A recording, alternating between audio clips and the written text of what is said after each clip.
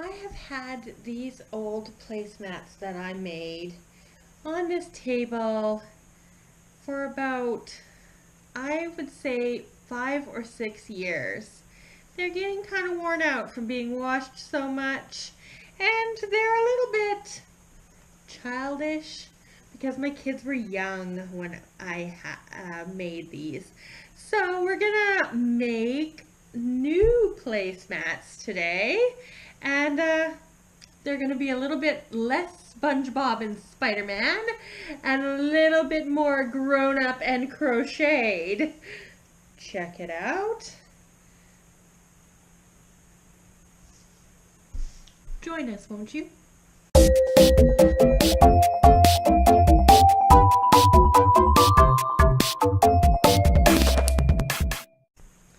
This is my prototype I made here. I want to make a little bit of a bigger one, so I'll show you how to make it a bit bigger because I realized this one will fit a plate but not the utensils. So we're going to make a bigger one. I will go through the supply list you'll need. We're going to be doing, you can see here, we're going to be doing kind of a fun stitch all the way through this one. It's not quite a cross over stitch, it's more of a cross in front stitch, and I think it looks really cool. Actually, it looks really cool from the back as well, but I mean, so I guess we could reverse it. It looks a little bit almost like a modified popcorn on the back. Anyway, you will need 2 colors of yarn or 1 color, whatever you like, worsted weight size. You'll need some scissors, one of the weaving in ends needle there, and I'm using an H8 5mm crochet hook for this one. And we'll get started next. The first thing we're going to do is attach our main colored yarn that we want onto our hook, and we're going to chain a multiple of 3. In my case, to make that bigger than my prototype, I am going to chain 63. 2, 3, 4, 5, 6, 7, 8, 9, 10, 11, 12, 13, 14, 57, 58, 59, 60, 61, 62, and 63. So now we've got a longer piece there. Next we are going to SC in the second chain here and all the way across.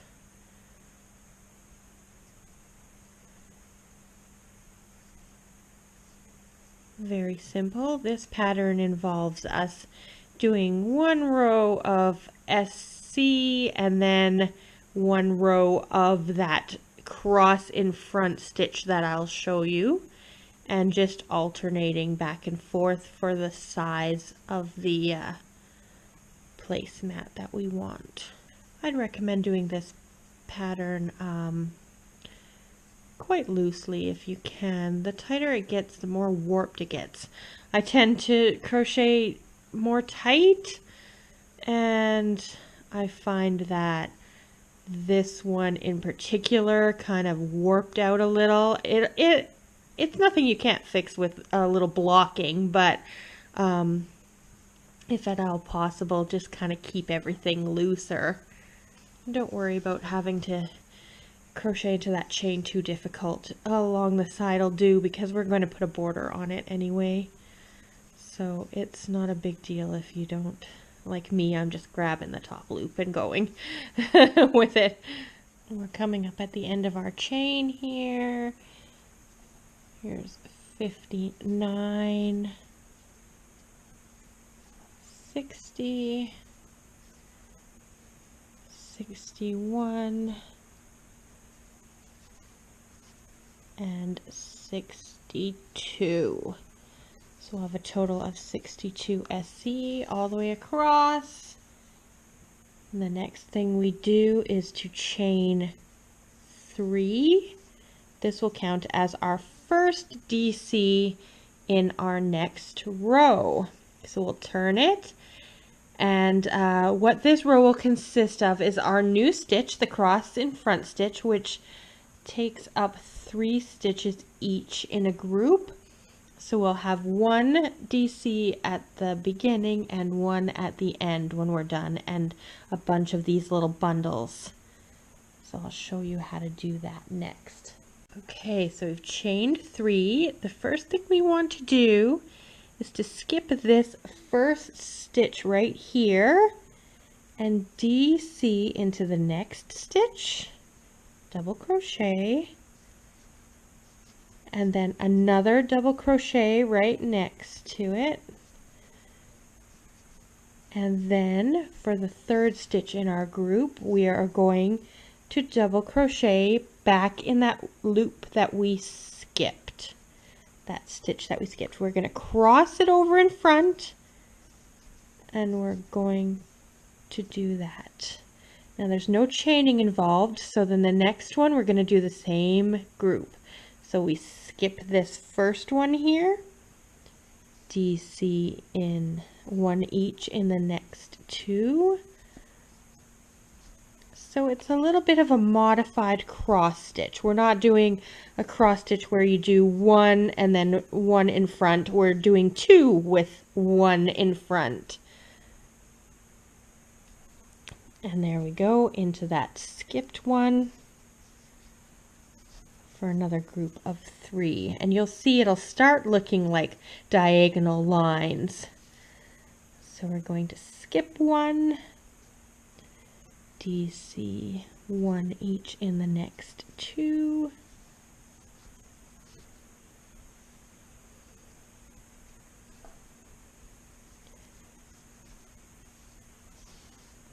And then we're going to go back, pull in front, and grab that 1 stitch we skipped and put a DC in there. So we've done 3. We're going to continue across the row like that until we get to the end, and I'll show you what we do for that last stitch. 1 in front,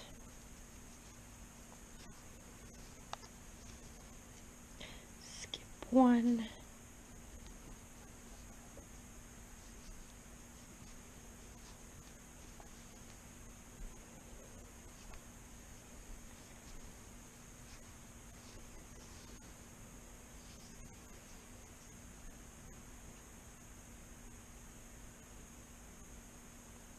sometimes it's hard to find that stitch, but it'll come.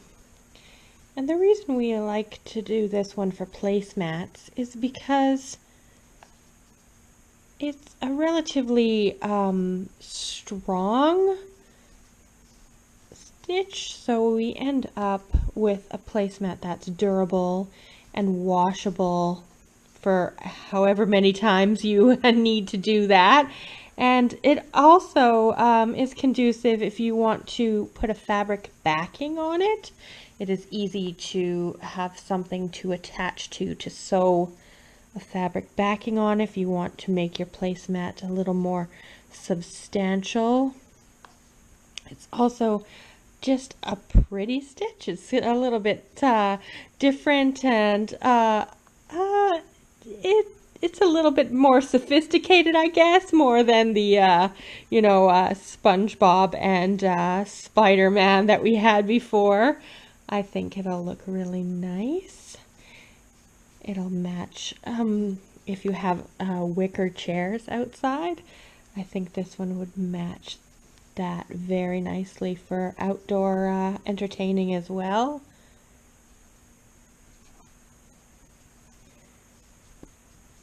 So yes, there's no chaining throughout. There's just DC where we're just putting it in a double crochet in each stitch. It's just in a different order than we're used to.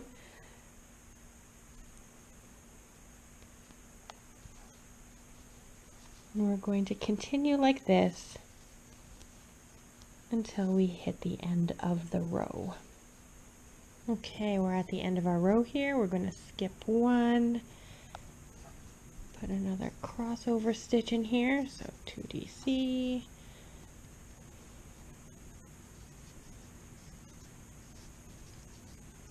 Grab that missed one there.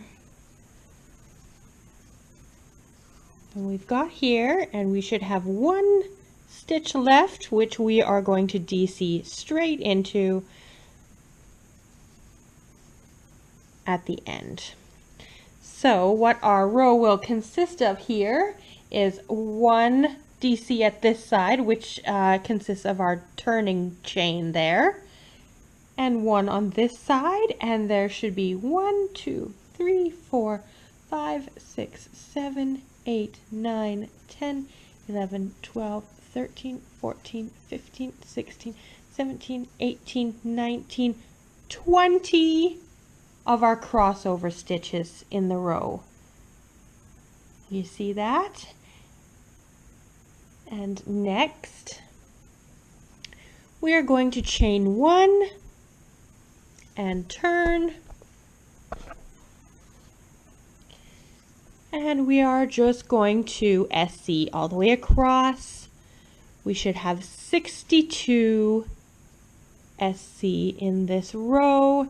Basically, this is just the center stitch to get us back to working on the right side of our placemat in order for the crossover stitch to show on just the front.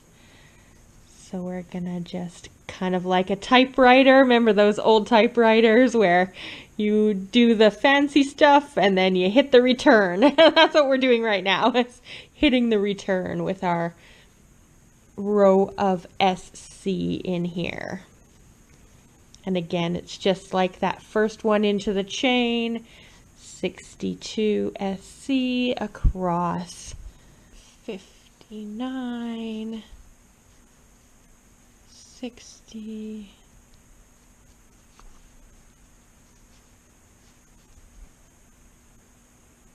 61, and in that last turning chain we put our last SC for 62.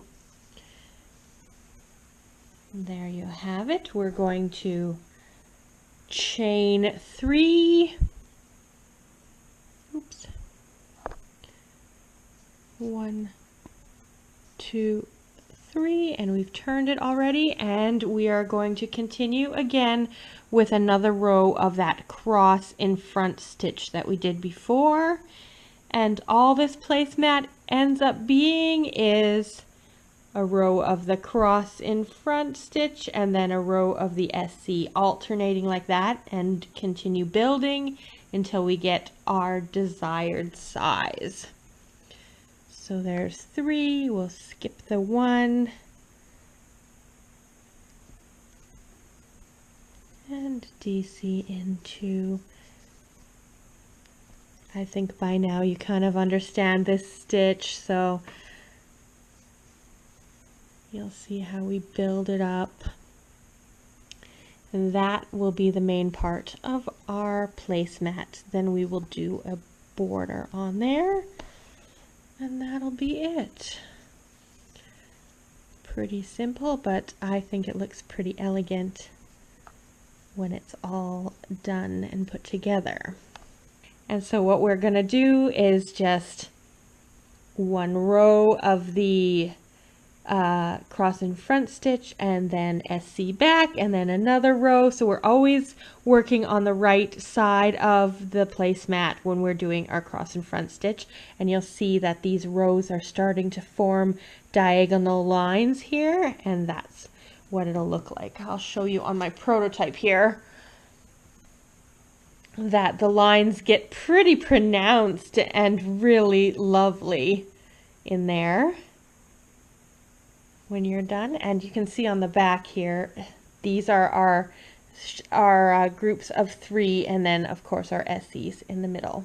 Okay, I've continued building with those 2 rows. the one row of the crossover stitch and then an SC row all the way back for 16 repeats. So you'll see it's easier to count from the back. Here I have 1, 2, 3, 4, 5, 6, 7, 8, 9, 10, 11, 12, 13, 14, 15, and 16. So before I fasten off, I'm going to just make sure I have a row, I end on a row of SC, so we're right here in this corner. And you can make this whatever size you like as long as you end on that row of SC. And what I'm going to do is continue with this color. In the original, I tried it with the contrasting color, but I think to go around this, it's much nicer to do it in the same color. So we're going to, oops, let's try that again so you can see it. What I'm going to do is put 2 HDCs in this corner. The first corner. And then I'm going to HDC all the way around, putting 3 HDCs in each corner and ending here with, of course, the last HDC and a join. Okay, we've reached this corner, so again, 3 HDC in the corner. Then we're going to turn and work down the side. Now the side is a little bit tricky because there's no stitches to work on in here, so we're just going to try to spread them out as much as possible. This is why the contrasting color didn't work as well, is sometimes you don't get these stitches in quite right, and then you can really see them if they're in a contrasting color. So I think it'll work better if we just keep with the main color until we do our border stitch. Okay, so we have done the HDC stitch all the way across the top, down the side, around, and we're just coming up on the end here. And if you remember our beginning stitch, we had done 2 HDCs. So we're just going to put one more in there to make it 3. And then we're going to join it to the top of that first one. And there we go. And if you want to use a contrasting color for the border, then we're going to fasten off here. For the border of our placemat, we're going to use our contrasting color, or the same color will do, and we're going to join. You can join it anywhere. I like to join it just to the right of a corner. So if you're using the same color, then just keep it where it is. You could slip stitch over to the right of the corner if you like. It doesn't really matter. I just find that if our counts don't quite line up, then it's easier to kind of fudge the count around the corner. So what we're going to do is join there. And we're going to slip stitch 1. The next one we are going to SC, then we are going to chain 3, 1, 2, 3, and then we're going to SC in the same stitch. And that is basically it. We're just on repeat now. So we do a little slip stitch in the next one, and then SC. Oops, let's get more yarn here. I try to weave in my ends at the same time. 1, 2, 3. It makes a little, I think it's called a picot stitch there, and then SC in the same one to make that little bump. See, and you'll see we'll be making a bunch of bumps, and we're just going to continue around the entire placemat like that. Even the corners, we're gonna just keep going. So if you're doing this border and you find that it's getting a little bit like ruffly like this, another technique to use, you could just block this after it's done and it'll lay flat, but I've found out in this corner that when you do the SC Picot SC, you can just skip the next stitch instead of doing a slip stitch in there, and it seems to make it lay a little flatter. So again, you do the SC chain 3 SC, then instead of doing a slip stitch in this stitch, just skip it all together and do another. Okay, so we're almost at the end here. I'm just going to show you if it doesn't quite line up what you can do. So let's skip one. See, mine actually is not too bad, but if it happens that you have to put a slip stitch in the middle or something, around this corner is the best, because if it stretches and you have to have a space here or something, like, see, I would want one picot here, so it actually doesn't work out because I have a slip stitch here and I'm supposed to skip one. So what I'm going to do is just put one in here. It's not a skipped, but you kind of just eyeball it and see where it'll come together to make what you want it to make. So then, yeah, so that extra one in there doesn't look too bad. You're not squashing them together, but it makes it look well, and you don't have a big gap there. So we're gonna join it there and fasten off.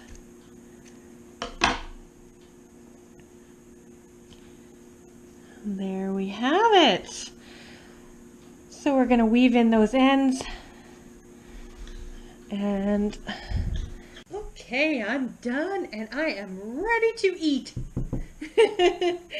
So I finished the border, I fastened off, I wove in all my ends, and this I have washed and then blocked a little bit. I crochet very tightly with tight stitches, and it tends to ruffle a little bit. You can see on my prototype that it is not blocked. So just tiny bit of ruffling, nothing too concerning, but I like it to look a little bit of a flatter look. So what I did was I washed it in the regular wash, and then I kind of stretched it out.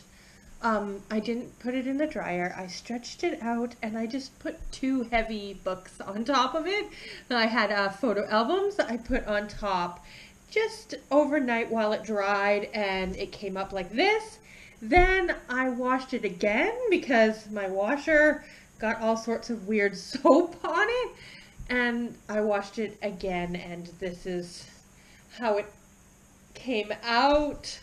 So we don't need to block it every time. It should just naturally take the shape that you want. What else am I gonna say? I'm gonna make a few more of these. I think I'm gonna try a few in some other stitches, and if they work out as successfully as this one, I will film it for you so that you can see a different kind of stitch for a placemat. I really like this cross and front stitch. I will, if you need a little bit more help learning the stitch, I will link at the end of this video to a really great YouTube video that will show you step by step how to do this stitch. Then if you combine it with my tutorial on how much to chain and how long to do it for and how to do the border, it will make for a really fantastic placemat.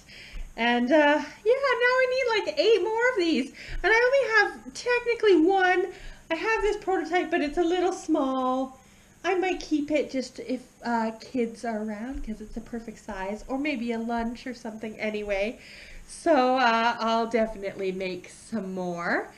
So comment, like, subscribe, click the bell. Comment, do you make housewares in crochet? I usually do my placemats by sewing, so this is a new thing for me. And I think I like it. I like how sturdy and beautiful and sophisticated this looks. I feel so fancy. Anyway, bye-bye for now.